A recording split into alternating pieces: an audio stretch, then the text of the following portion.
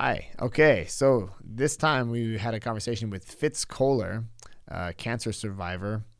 Very interesting woman. She had quite the career before she was diagnosed with cancer, and she didn't let that stop her. She's got a very undeniable positive attitude.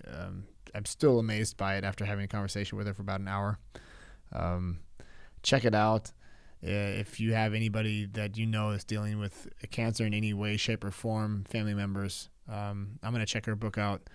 She just has this way of, because she's dealt with it herself, she's able to talk shit back to the cancer and say, fuck cancer, which is a nice thing to say probably sometimes.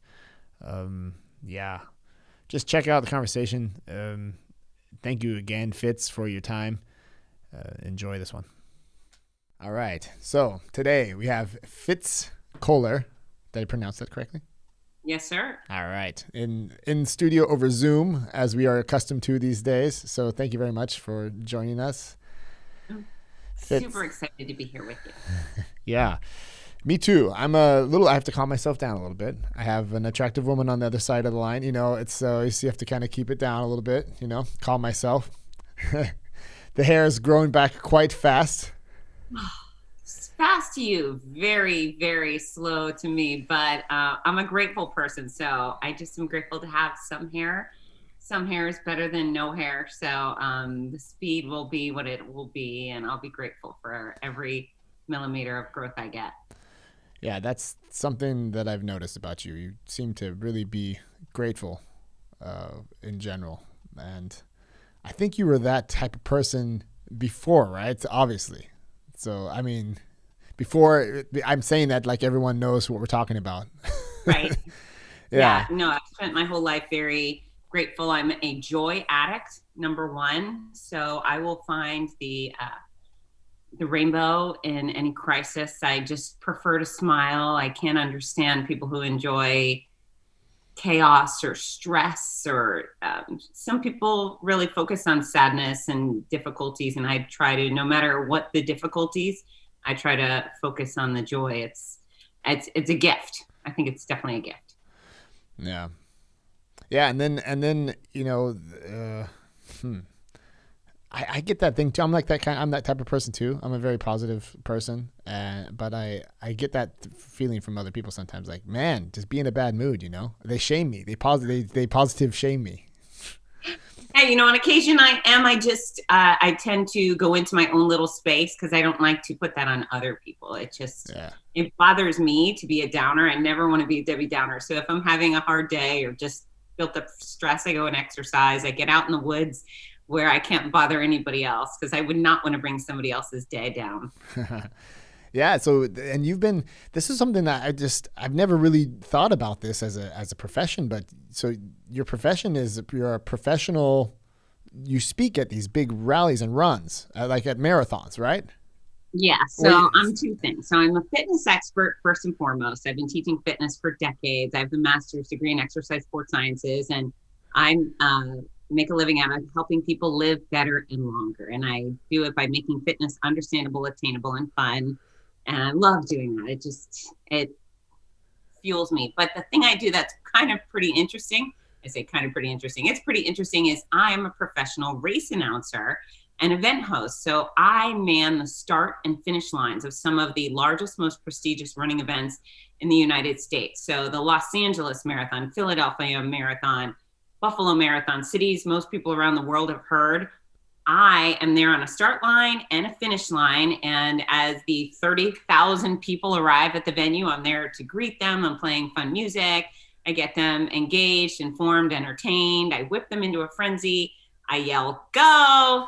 And then they go. And I'm sad because they've all left me, and we've been having such a fun time at the start. And then when they finish their race, no matter what distance it is, I'm back at the finish line, welcoming them each with great fanfare, hopefully making every person from the first to the last feel like they won the race.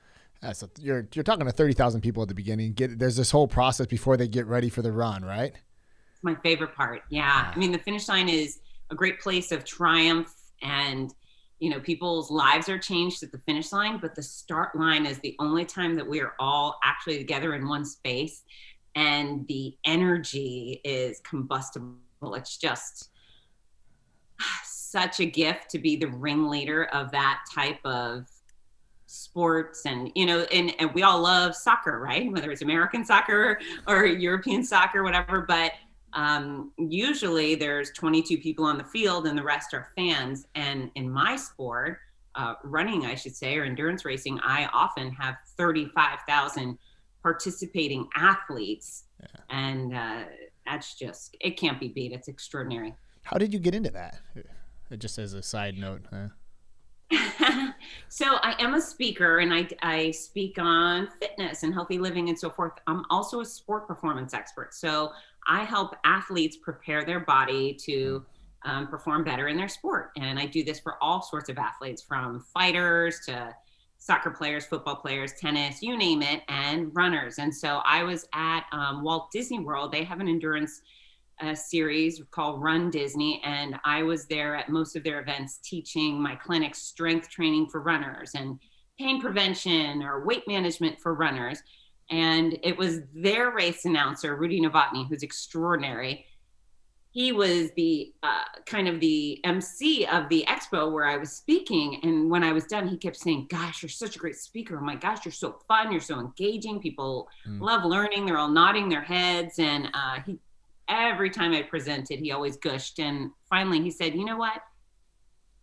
I need a co-host for a big marathon weekend in California in a few months. Are you interested?" And I said, "Well, I've never done that before, but I'd love to give it a shot."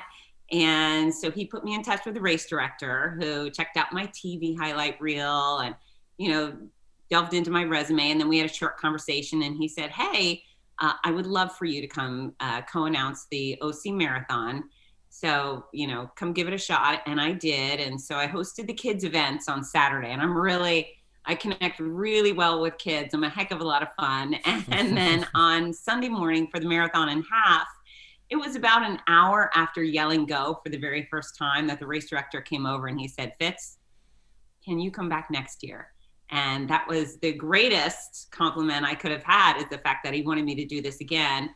And within a few months, I had a handful of events booked in other locations, and it's just kind of spiraled out of control in a really good way. And on a real year, a non-COVID year, I'm gone 40 weekends of the year hosting all sorts of events. And as we were touching before we went live, is that I very much would love to get back to Europe for some running events. You guys put on some doozies, and I'd love to be there for them.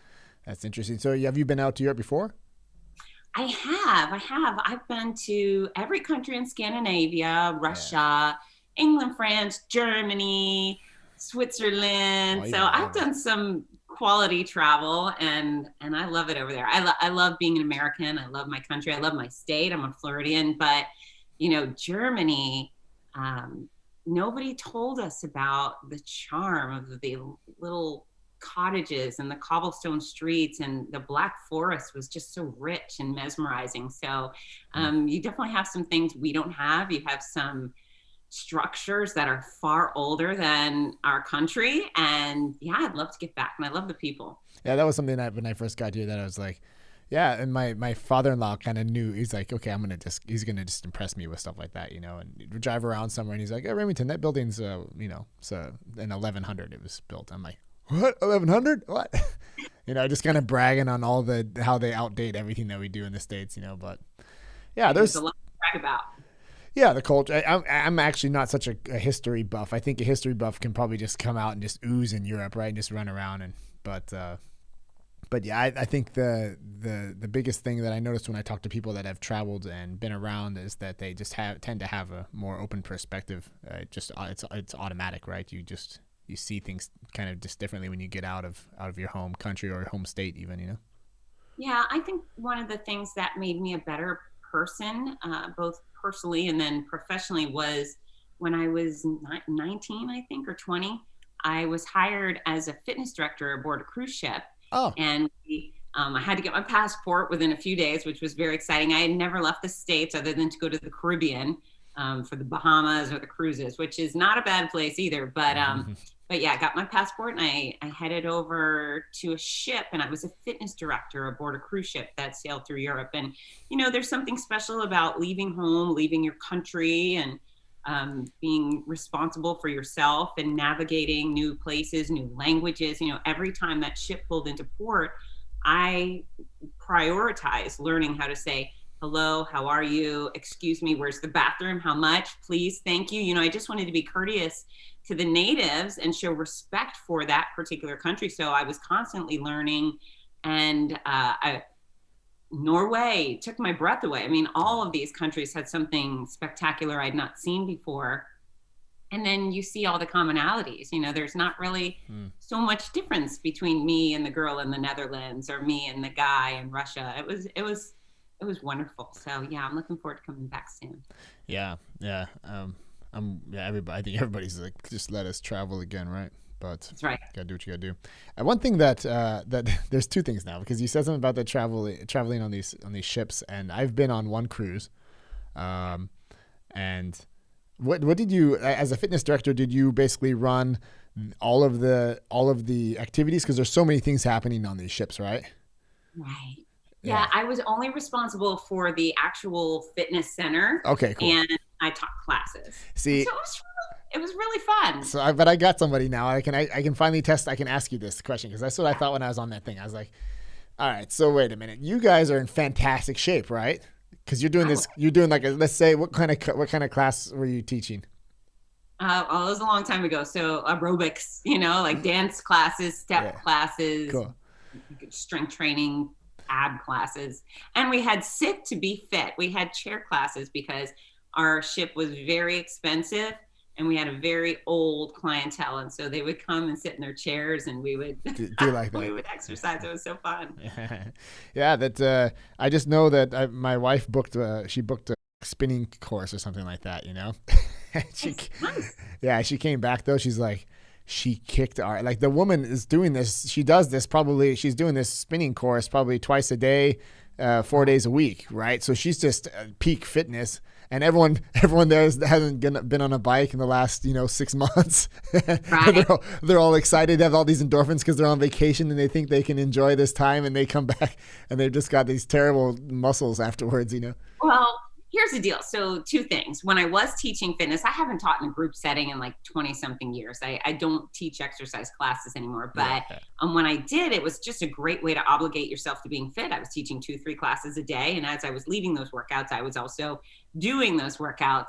But what I love about your wife, and you got to go home and give her a high five for me, is that while so many people come on a ship and they're like, I'm going to eat all of my money's worth. I spent $3,000. I'm going to get all my money's worth. Right. I'm all you can everything. Eat, and then they go home 10 pounds heavier, which makes no sense. Yeah. So what your wife did is she said, you know what? I'm kind of right now. I'm not going to change that. I'm going to get off this ship as hot as I was when I got on it. So kudos to her. Yeah, that's definitely, you see that on those ships. One of the worst things. You're just like, come on, people. You don't need to eat that much. I mean, it's there. I get it. It's sitting in this huge buffet. Right. But it doesn't have to be eaten. I mean, it's not like you're helping anybody, but no, you go on vacation, you're supposed to make memories, and the reality is you're never going to look back 20 years from now and be like, remember that bowl of rice on that cruise ship? It was such special rice. So go dance, play the games, do the limbo contest, get in the pool, go out and take the tours. A cruise can be a wonderful thing, but don't eat your weight. No, don't do it. Yeah. I mean, the hardest thing about the cruise, I mean, you were young too. I'm sure you saw it though. I just remember watching like these pallets of food come in and then go out, and and it never stops. That thing is just going, baby. Just pumping this oil the whole time. I felt kind of dirty afterwards. I was like, honey, I don't think we can do that again, And then COVID hit. We had one planned before COVID. We were going to do one more, and it's a great vacation style for couples and stuff. We had our kids with us in the first time, and we felt like we were just kind of just herding cats the whole time. Right. But everyone has their own experience, They can be a wonderful vacation. They're not for everybody, but you certainly can have fun. And for me, as a what was I, 19 or 20? Yeah, what a great opportunity, right? It was a great opportunity, great way to see the world, and I got paid for seeing the world. And that exposure certainly changed me and benefited me long term. Yeah. Yeah, it's interesting. So that, as you were talking though about being at the start line of these huge races, did you ever have like a connection with people when you got to the other end, and did they ever give you that feedback to you, like, gosh, you got me going, I wasn't really feeling it, and I had this. I mean, you probably don't get to talk to 30,000 people afterwards, obviously, but. Well, there are two things. I wish I did. I mean, I truly fall in love with all of these people, all of them. It's interesting. There's people at the start line and you look at them and you think, how on God's earth did you get here? People expect certain things out of runners. And the reality is the running community is not exclusively made of runners. We have tons of people who run and walk throughout the race. And then we have exclusive walkers, people who never bend their knee and propel off the ground. So all of those people are welcome. All of those people are wanted. There is no like running police. It's going to be like, no, you have to run or get off the course. And then most of our participants do not actually look the part of runners. They're not in the little shorty shorts and the singlets and super thin. Our athletes look like everybody. They have all body types and they're all different colors and religions and so forth. It's humanity. And I feel like I make a personal connection with most of them at the start, and I laser focus in as they're running. I yell go, and so it's chaos, right? We actually have this extraordinary happy chaos. It's not like the Olympics. This is fun stuff. Right. And people come running by my tower. I'm usually on a tall tower stage, and they're waving at me and pumping their fist, and they wear fun things. Sometimes they're in glittery running skirts or big weird costumes. I mean, it's pretty awesome. And then when I catch them on the way in, so technology allows me to find out what their name is when they're about 10 to 20 feet before the finish line. They're wearing a race bib. It's got a little chip in it. It triggers when they cross a particular mat, comes to my laptop, and I can say, here comes Remington's Blood Saucers. That's a good name for you.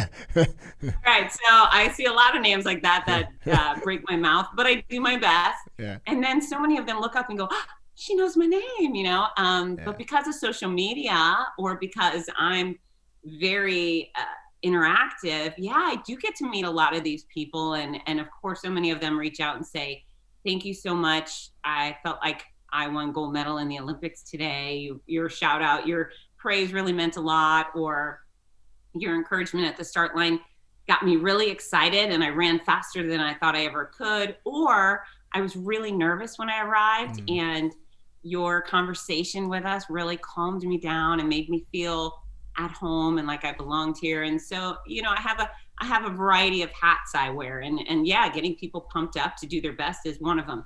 Getting people who are terrified to calm down is another. Plugging the sponsors that have spent a lot of money to invest in the race is another. I got to make sure that whoever has invested money in these races gets recognized and they feel so rewarded that they want to come back and bring the race organization more money the next year. So, it's a busy, fabulous level of work. I hate to even call it work because it's so much fun. It is work though. I get paid and I make so many friends. I just love the running community and I'm so fortunate to be a part of it. It's also like, I've never run a marathon. I think I did like a mini little triathlon. That counts. Yeah, but I just know what that must. It's a lot. It's a lot of work, and to get out there, and get the mindset to I'm going to do the Boston Marathon, and to get into it's some, like, you have to apply, right? You can't. Yeah, you have to qualify for that one. That requires speed. But here's the thing: not every race is a marathon. There is a marathon that's 26.2 specific miles, but then there's half marathon, which is 13.1. Yeah. And then there's a 10K, which is 6.2 miles. And then there's a 5K, which is really common. Probably the most popular distance in the world right now is a 5K, so 3.1 miles. What I tell people is if you have the ability to walk around the mall or a festival for 1 hour, you can do a 5K. And they're like, and to add a little element of, you can do it, to that, my longest distance, which is usually a full marathon, is one of the longest distance I particularly host.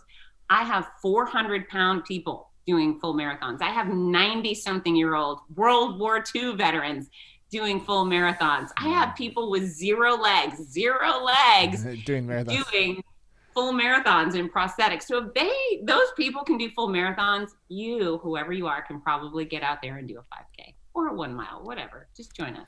Yeah, there's a popular, or I don't know how to would say it, more of like a common theme in your thought process, in your positivity, and I guess I almost don't even want to like make you rehash your whole story, you know. It's just like, gosh, you told it before. I should just tell them, go to this other YouTube channel where you already interviewed, and it was, you know, but you're good to go. You wrote a book about it. So you were diagnosed with cancer. You found a lump right after having what do you call it? I'm sorry, it was a mammogram. Thank you. Yeah, and yeah, please, if you would be so kind to share with us your story there. The video on your website was just I don't know how you mustered the courage to share it so openly. Right. It was pretty fresh too. Like, gosh. It was. So as he speaks about, the book is called My Noisy Cancer Comeback. That's a cool title. But yeah, in December of 2018, I had a clean mammogram, and then less than 7 weeks later, at a hotel bathroom at a race weekend, I did this maneuver. I rubbed my underboob after getting out of the shower, and I went, "Uh-oh, I have a lump.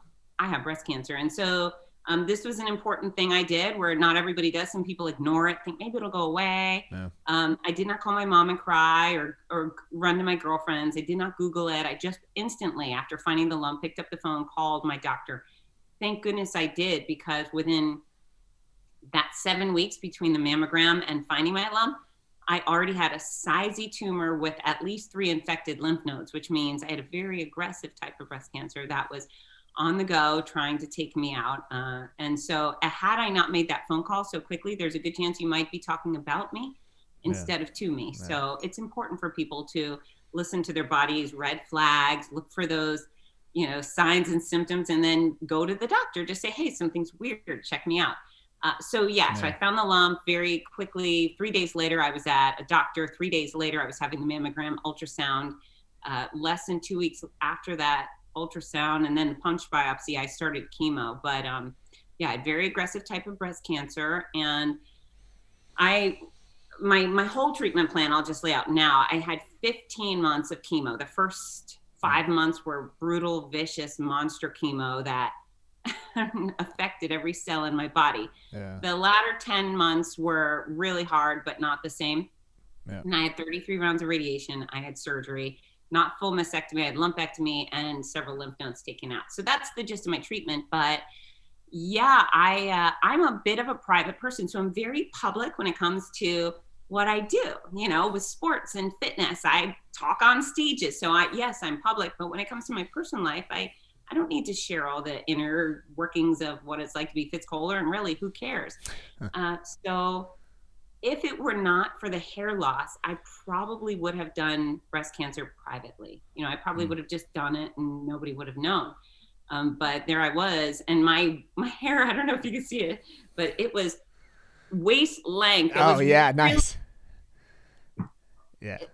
You saw it. It was very recognizable hair, right? It's kind of like your image, right? It's your I don't know how you say it. Like it's probably part of your whole, it's your part of your whole look, obviously. Having long blonde hair like that. Yeah.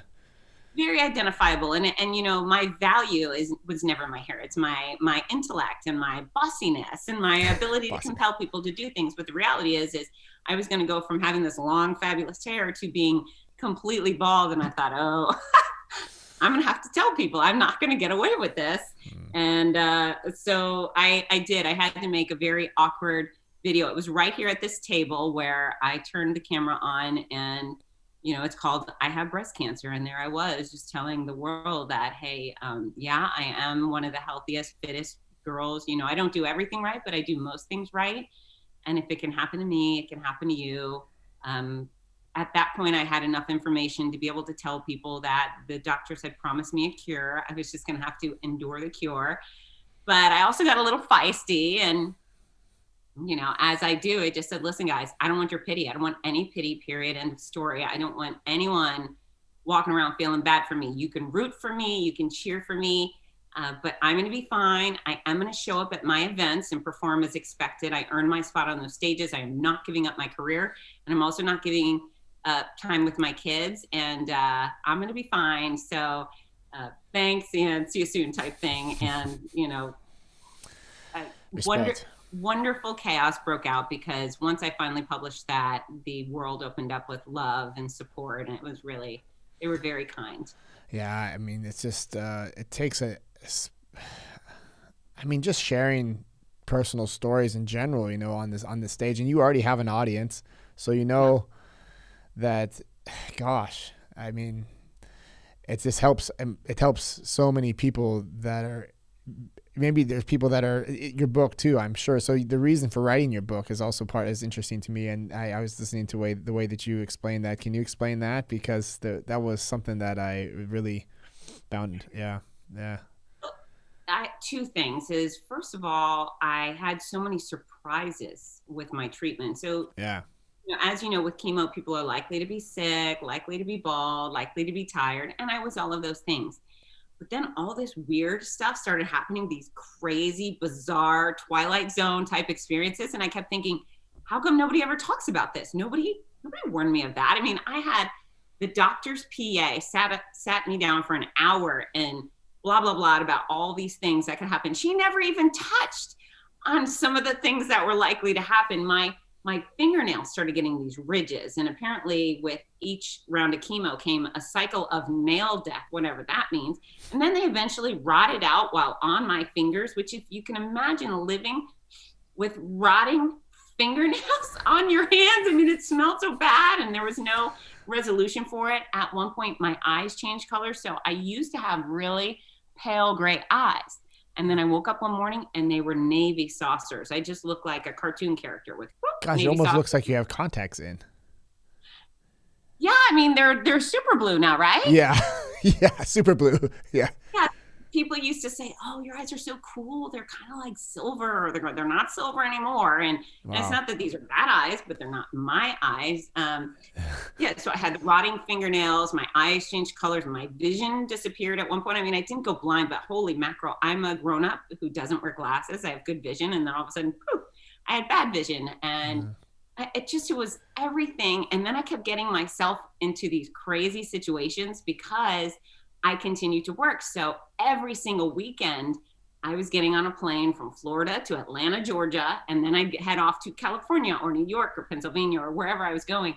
And I never wore a wig, not once, and I rarely wore a hat, only if I was freezing. Yeah.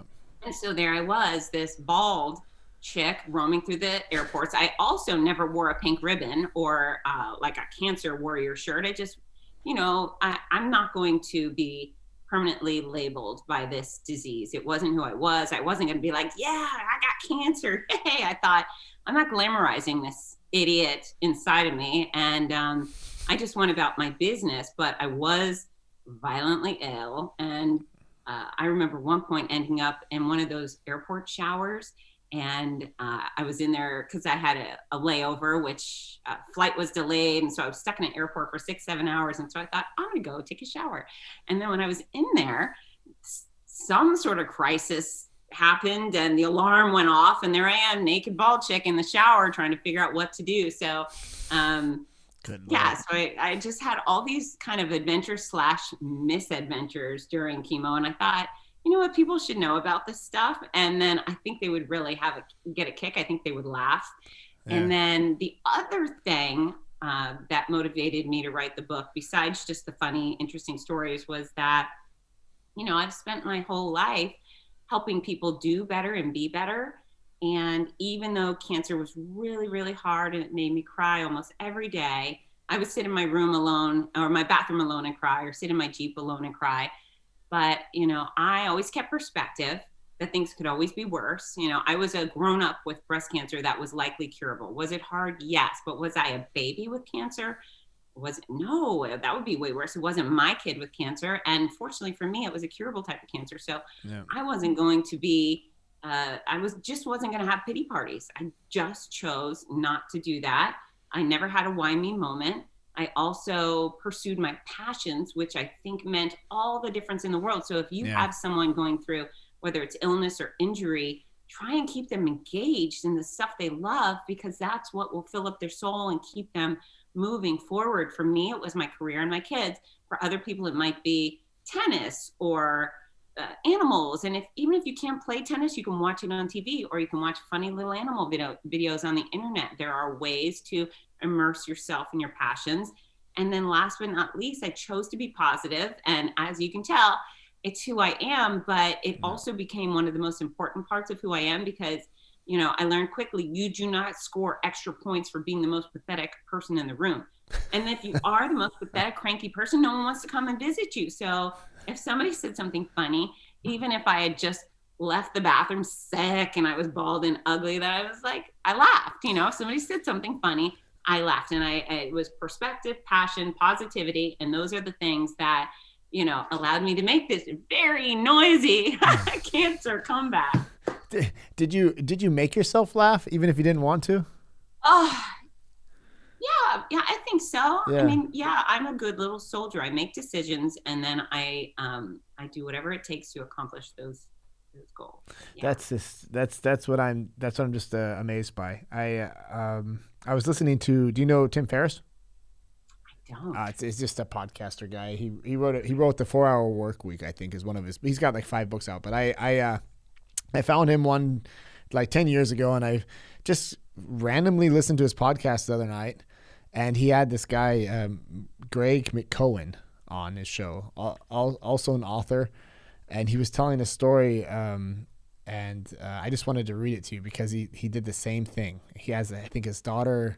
They've got 4 kids, and one of his daughters was just the most outgoing daughter and always running around. And they have like a nice picket fence area somewhere in Great Britain. I don't know exactly where, but he's like this ideal thing. And out of all the kids, she was the most outgoing, coming back home with 30 feet and reading books and just full of life, like just undeniable. And at the age of 14, or I think 12 or 14, something happened, and they were at like a normal physical checkup.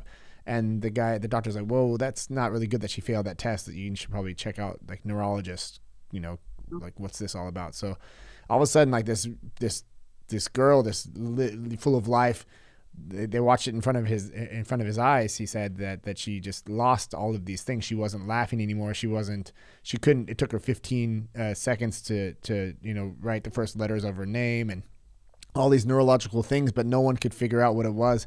And he had already written a book, so it was just so nice, I thought, to listen to him talk about it, because the way I'm articulating it now is like nothing how he can articulate this situation that he was in, right? And he said that if there's anything that we can be grateful for, then we are going to say it. It's kind of like this rule that they made in their family to deal with this, right? This was before the pandemic. And then he says, like, say it clearly, they say it loud, say it to each other. We see anyone doing something right, we're going to talk about it in our family, and if we can find humor, we're going to laugh, and we get around the piano and sing, we read together at night, we would do small and simple and even enjoyable things. What was at times agonizing, but what could have been seriously worse even was actually punctuated with joy.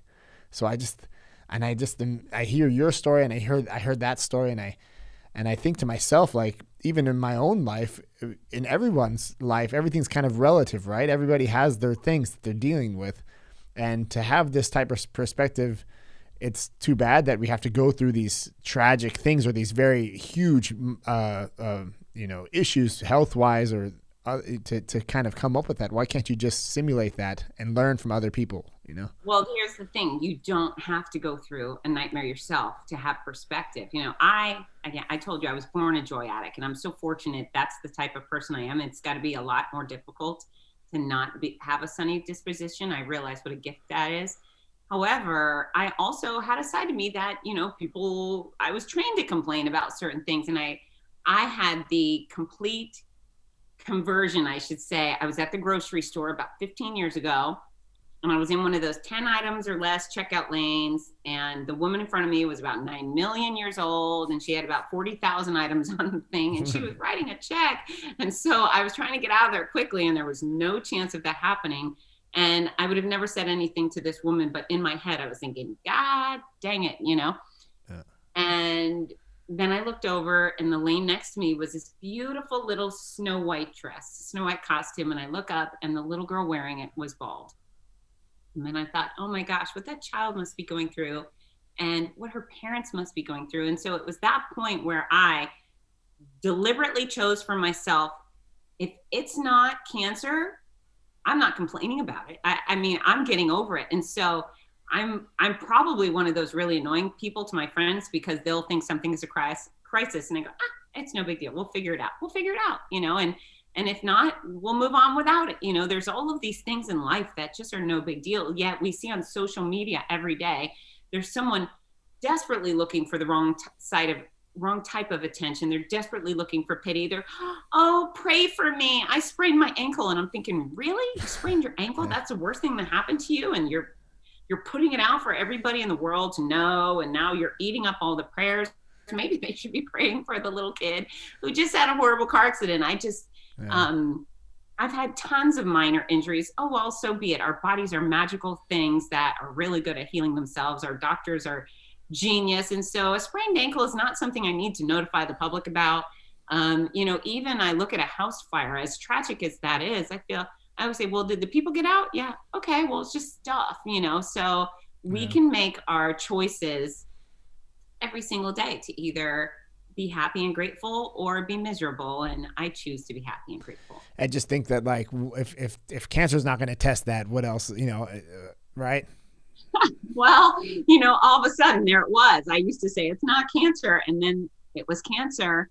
But again, perspective, once it's a habit, once it's something that you have ingrained in your body, you start looking for the bright side. And for me, I wasn't a kid with cancer. It wasn't my kid with cancer. It wasn't one of the uncurable types. And so I chose to just do the best that I could. And again, I was a real person. This book is full of tears, and it's full of real hard, gory experiences that were painful and scary. And I don't dismiss any of it. I can't even believe I went through all that, you know, but I'm very proud of the way that I handled it. And, you know, what's come of it now, where I don't actually think I'm any sort of superstar. I do believe I have a great attitude and that I can feel good about, but you know, the running world has embraced this book because the running world knows me. They saw me go through it. I never told anybody about the hardships while they were happening. Yeah. I said, I have cancer. I'm going to get through it. And then they would see pictures of me smiling on a stage. And I never told them about the difficult parts as they were happening. But so now that I kind of revealed everything, those runners are saying, hey, we want to find out what really happened. But it's now, my book's being dubbed the Breast Cancer Bible and the handbook for thriving while surviving. And so many cancer patients and survivors and caregivers are coming out of the woodwork to say, this book is helping me. I just was diagnosed and I feel so much better and I know I can do this. Or there's survivors that are pumping their fists saying, oh my gosh, thank you. I went through the same weird stuff and it's impossible to convince people about what really goes on unless they read your book. So, you know, it's continuing my life's work of helping people live better and longer. And what a great opportunity. If I can pick your brain a little bit about that, I have a similar situation. I don't really want to, I don't have permission to talk about it really, but I can just say that like I've been dealing with cancer in the family. And so my question is, like, we first noticed instantly, like what you also have said in this other interview, I was watching you talk about that you have to take care of yourself. You have to be like, the doctor's not going to come home and follow you. Oh, as a patient. Yeah. Yeah. Like the doctor's not going to come home with you and make, you know, and they're not going to chase you at night. Yeah, exactly. But at the same time, like, there is this expectation and there's a certain level of like wanting to, gosh, when you're diagnosed with cancer, this is it. The Green Reaper's coming, you know, 50-50, 60-40, you don't know. The word terminal can come out of the mouth of the doctor sitting across from you. And you're probably just preparing yourself from that from day one. Right. Mm-hmm. And then comes the, you know, okay, so if it's not terminal, okay, so there's a chance. That was kind of like the feeling. And now it's like, okay, now we're doing everything that we can do. So what are we doing? Are we doing alternative medicine? My wife's a pharmacist, so we're looking into, vitamin C infusions. Doctors saying don't do the vitamin C infusion; it makes it worse. Eating super healthy. People saying, well, then you're watching a family member, or like not even a family member. I think it was like a friend of the family that had totally lived unhealthy, but the cancer and the chemo, his reaction to it was like nothing. But like to this healthy person, the chemo reaction is just the worst. Like you were saying, you were having IVs constantly. Every day. IV fluid infusions. Yeah, it's interesting. On that particular note, I know that my health going in allowed me to avoid a lot of things less healthy people experience. So my doctor, for example, it was my 6th mean chemo, and I felt I was in bad shape. Of course I had also traveled every weekend amongst this toxic concoction. I was so violently ill, and he kept saying, Fitz, you've done so great. I was like, how could you say that? I was, again, gray, no lashes. I was shaking. I was so sick. And he said, if you weren't so healthy coming into this, you not only wouldn't have been able to travel around the world, you would have been hospitalized for a month. Your response to this is pretty extreme. If you weren't so healthy at the forefront, you would have been in a hospital, and you would have probably had a feeding tube, and feeding tube lead to infection. So yeah, the health mattered, but I do think that my health also made me quite sensitive to the drugs, because I have some friends that are also having similar drugs for breast cancer specifically, and they're out running like 6 miles a day. They're doing all these great things, and I think, I don't know why I was so sick. But yeah, everybody reacts differently. Every cancer case is like a snowflake or a thumbprint. It's all very unique. The way we respond to the treatment's very unique. But, as you were saying, it's terrifying. I certainly thought for certain I was dying until the doctors convinced me otherwise. And the great news is that most cancers are curable. Not every type of cancer, but most cancers as a whole, most people will be cured. And science is extraordinary. So you do have to keep looking, and there's a lot of information out there, and there's a lot of new information that keeps coming. So staying on the hunt and working with your team of medical practitioners and looking elsewhere seems like a really good idea. How was it for you? Like, so you got past it all. You were good. Well, you're not good, right? Your body's completely, it's basically like the right before death. You're knocking on death's doorstep or whatever. Yeah. And then it's like, okay, I'm done with that. I'm good now. Now it's like time to build it back up. Where do you start there? Mentally you're good to go. I get that, but physically, your body's telling you like you got nothing. You're running on fumes, right? Right. And so that's actually one of the great gifts of knowing what I know as a fitness expert. I was uniquely qualified to get myself through this nightmare. When I first got diagnosed, I thought, I'm going to, pump it up on my workout. So by the time I start chemo, I'll be stronger than ever. And then I exercised during the first month of chemo, a little bit here and there. And on all of a sudden, boom, 3-4 months, I was wiped out. So sick. I could not even really walk around the block. I just was so sick. Yeah. And then when I stopped the mean chemo and transitioned to the lesser chemo, I started to come around. It's interesting. Once the horrible toxic stuff gets out of your system, you perk up a little bit. You can feel the difference. You go, oh, okay, you can feel it. Yeah. Not bad today. Yeah. And so I started very gradually. I was so gentle on myself, and I finished the meanest chemo in July. So here in Florida, very warm. So I decided I would get in the pool, which is a really gentle place to exercise. And I would just get in there, and I would wiggle around, and I would stretch. That was it. So I just kind of had conversations with my neighbors, and I would touch my toes or whatever. It was basic. And I did that for a few days. And then as I felt better, I started walking and just moving around in the water a little more. And, it was a progression like that, just baby steps. So a few weeks later, I started taking walks with my dog. It's funny. I live on a hill. They call my hill Killer Hill. It's got a 10% incline, which may not sound like a lot, but it's really steep.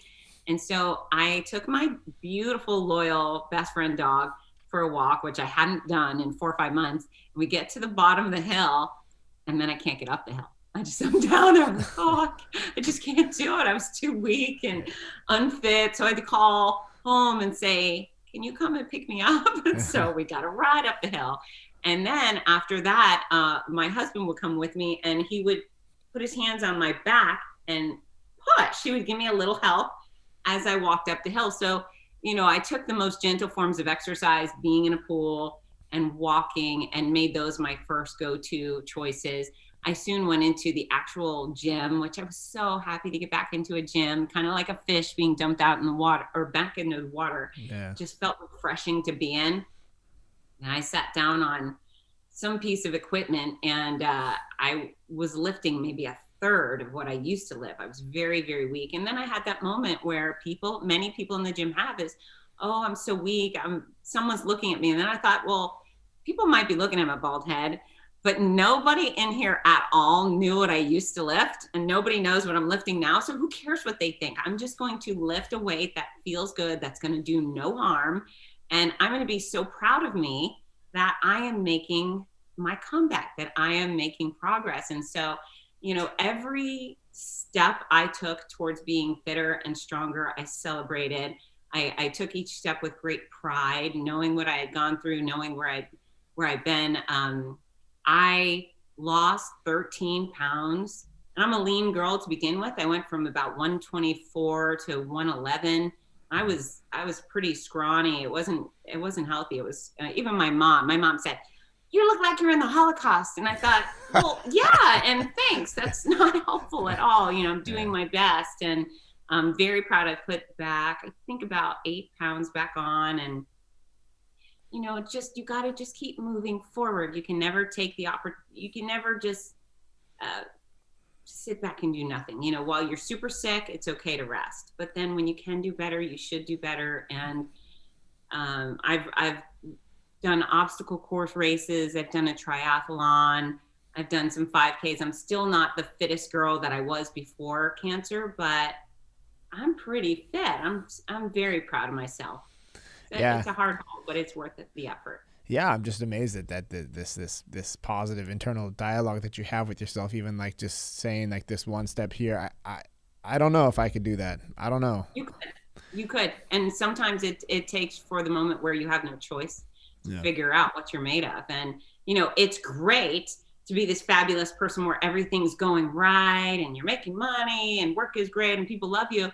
And then it's a completely different beast to be that incredible person when things have really hit the fan. So whether it's with your health or the economy or your house burns down, it's who are you in the time of crisis? And I know who I am, and I'm really proud of that girl. And fortunately, I look around me and those other people that I respect and admire, they know how to dig their way out of a ugly situation too. So I have no doubt, Remington, that you would do nothing short of at least what I did. You'd probably trump me and do even way better.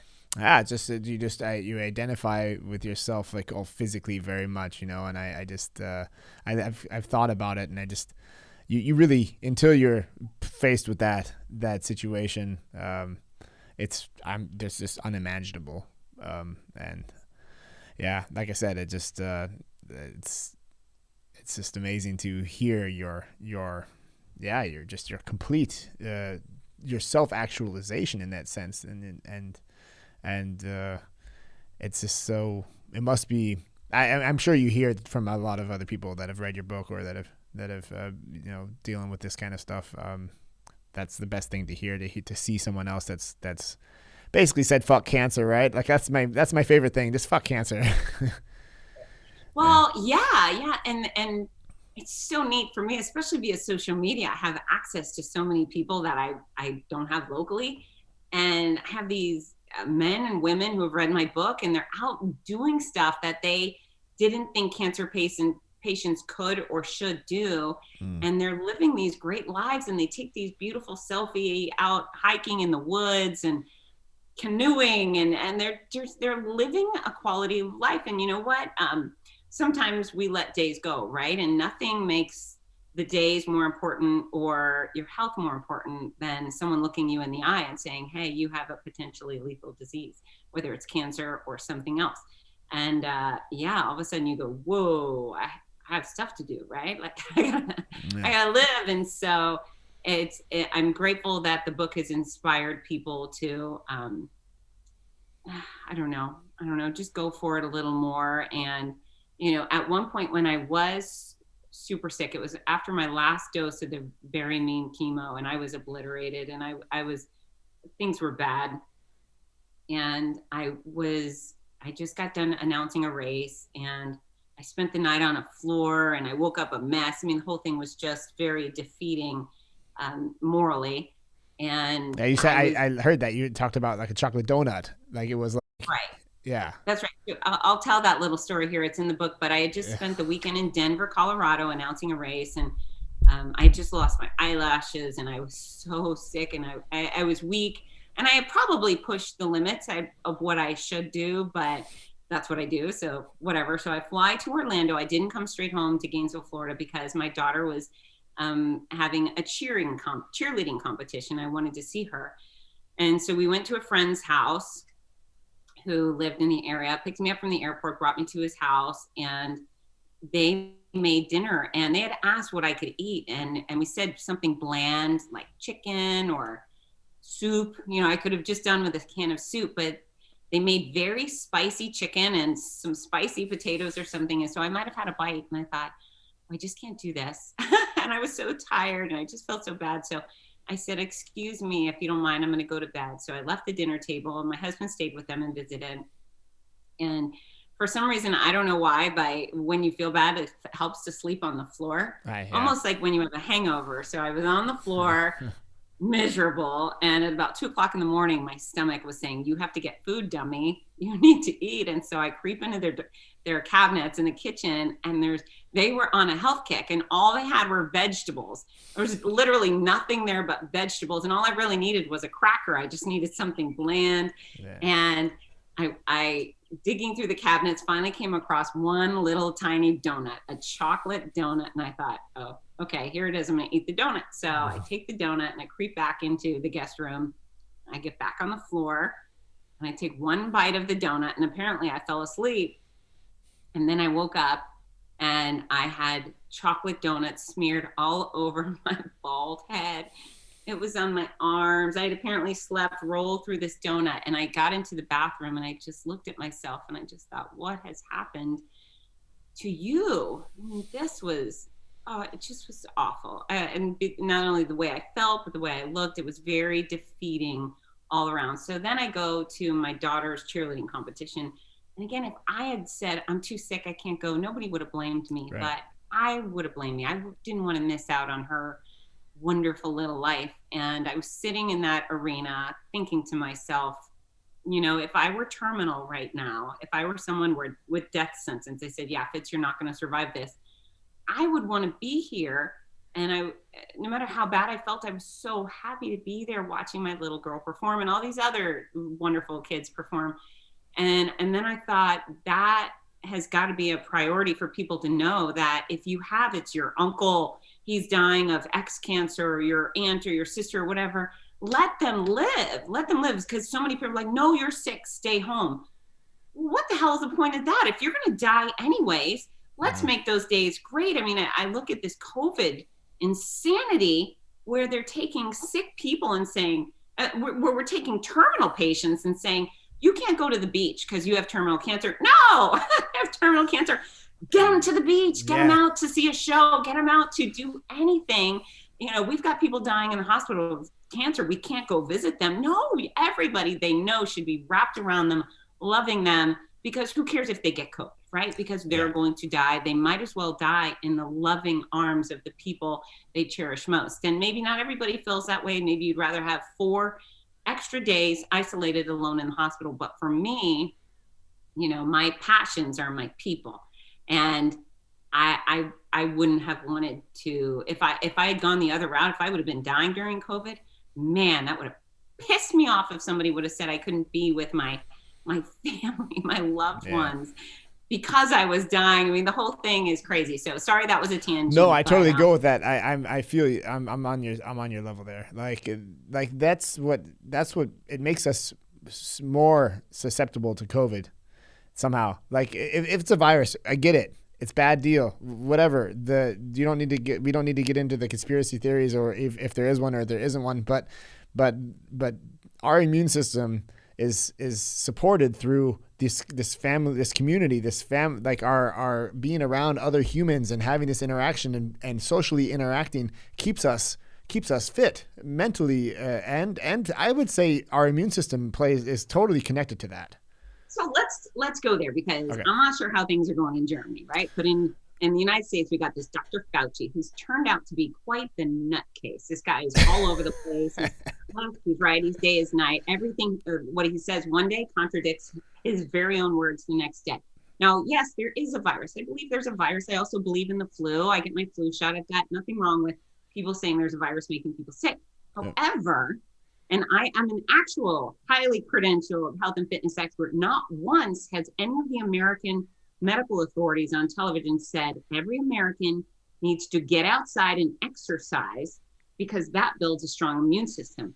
Every American needs to go to the produce stand and get fruits and vegetables of 5 different colors and have some every day because that builds a strong immune system. Every American needs to get fresh air. Every American needs to sleep. These are things that build a strong immune system and make you resistant to disease and viruses and other horrible things. So if they're really concerned about their health, why the hell are they shutting down health clubs and fitness centers? Why are they shutting down the beach? Why are they shutting down parks? They're absolutely not even trying to build a healthy society. I think they're making so much freaking money off of sick care that they don't care about healthcare. I'm in the business of healthcare, making people healthy.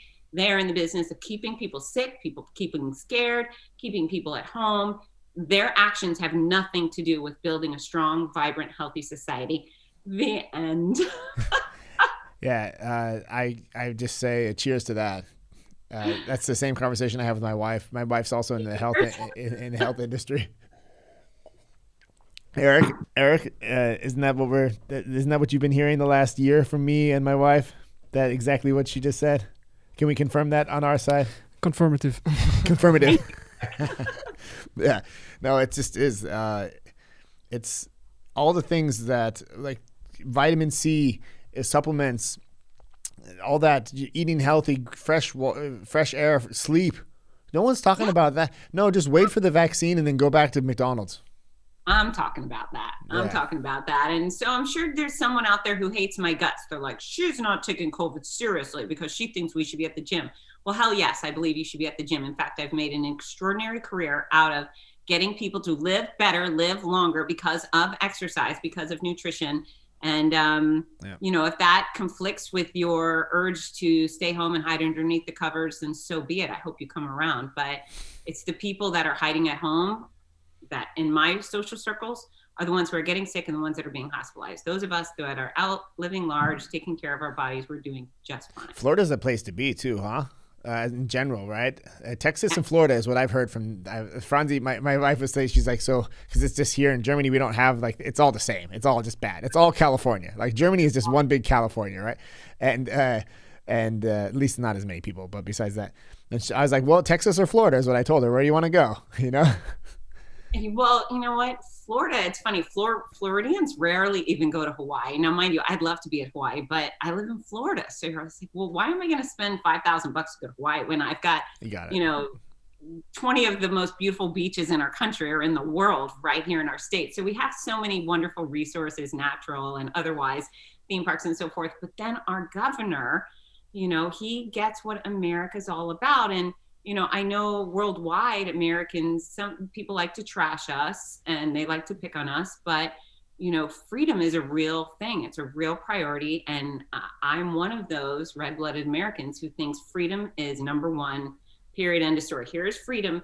And then here's everything else. And everything else includes family and everything else includes work and stuff. It's freedom. And it's our commitment to freedom that has not only made this country pretty wonderful. We're having weird times right now, but it's also liberated so many people around the world. And so We're definitely having some strife here politically, but our governor, this is where I'm going with that, the governor of Florida, he gets it. He truly has a passion and an understanding for the American Constitution and what freedom means. And he is sticking up for the freedom of Floridians, and people from all over the United States are fleeing their socialist states to come to our state because our kids can go to school. And if you want to go to work or you want to own a business, you can do those things. I never thought in America any American would be restrained from going to school or owning a business or even going to get a sandwich. But this year has shown that we need to do some work and get back to who we were in the 40s with the greatest generation. And I think when America is free and strong, the rest of the world has a better chance of remaining free and strong. Yeah, I mean, normally I refrain from talking about this, but I, honestly, like I, it's nice when I can find somebody that has the same opinion, because you do come across sometimes this other thing, and it's almost like I'm forced to just be like, okay, I get it, because it's almost like I don't even want to go down that road of disagreeing with somebody about something where we're maybe in 10 years we might be able to look back and know what was going on, maybe also not, but it seems like we're still in the thick of something that's not even understood yet, really, completely. No, so. And I look around this country and I'm shocked. I'm appalled. Again, we look at those soldiers that died on the shore of Normandy for freedom and the shores of so many other places. And then Americans just yellow belly, just rolled over them like, okay, take away my jobs, take away my school. Like they just gave up. And, I don't know. It's terrifying because, again, the American Constitution means a lot to me, but I do believe it means a lot to many people elsewhere. And these are just really weird times. And I think even though the loudest people are the ones that are the ugliest, the rest of us get along. I mean, there's nobody here in my town being like, you're this color, so I hate you, or you're that color. I mean, we don't care. And then for me, fitness is not political. I want everybody to exercise and eat healthy. I want the patriots, the American patriots. I want the socialists. I want the communists. I want everybody to exercise and eat right. So, there's all these unifying factors, even if we disagree, and we should be able to have civil disagreement, right? Yeah, like that's something that I've noticed too. It's like you can't, now the topics are so hot that you can't even discuss them. It's like, wait a minute, I thought we're supposed to be able to talk about all this kind of stuff, because if we can't have an open dialogue about it, we can't, if I'm too afraid to share my true opinion, then we're going down the wrong. Then we really are losing these values that created this unique democracy. Absolutely, it's again, it's weird, super weird. But I'm hopeful that this ship will set itself straight soon. Yeah, me too. For my poor mom. My mom's just hanging out there in California, just watching her grandkids grow on FaceTime, and she just, it's hard she has to choke back tears every time, because she just sees how big we have a little 3-year-old. So from like 2 years to 3, obviously that's just a huge exponential thing. And she's just like, God, I mean, that's out of all the stories, that's actually still doable. There's a lot more horror stories out there, but. Yep. There are. Yeah, I'm dying to get back to Europe right now. Hurry up. Yeah. When are we allowed in? Can an American come to Germany now? No, not yet. I'll let you know. I'll be one of the first to know, because my mom and we're just waiting for the to open up so they can just fly over. But we planned vacation, but it's like you plan everything with like this this thing in the back of your head that 50-50, right? Well, I think you're all free. You're all welcome to come to Florida. So maybe meet here. Yeah, we did that about 10 years ago. We all met in Florida. That's actually probably not a bad idea. Now you say that. I'm gonna come visit you. I'll be like, Remington and crew. You'll teach me how to say your last name. Yeah, right. Yeah. Well, Fitz, thank you very, very much for your time. That's a good way to end this conversation, I feel like. I'll check out your book. Maybe I can throw it down to my family member. That I'm sure it's not just for breast cancer, right? Cancer on itself is all. It's the themes within this book are universal to all types of cancer. So mine happened to reference my boob and needles in my areola, which was a good time. But you're probably getting, if you got cancer of prostate, you're getting needles in lots of weird places. And oh, so interesting the way that you said that, like that you can pick on like when like a colored person can pick on a colored person, you know, and you know, whatever area. So you're able to pick on the cancer patients because you've been through the gauntlet yourself. Yeah, I have the cancer street cred, so I can mock us and our experience. Isn't that funny? Yeah, I mean, it's true. Coming from you, at least it's authentic, right? Like everything that I say is just like he doesn't know anyway, right? So. Well, I think we all have our little, you know, it's okay. Hopefully you'll never know, right? Nobody wants to be part of this club, but once you are part of this club, you know, there's some sad, scary, horrible stuff. That's real. And then there's some hilarious stuff.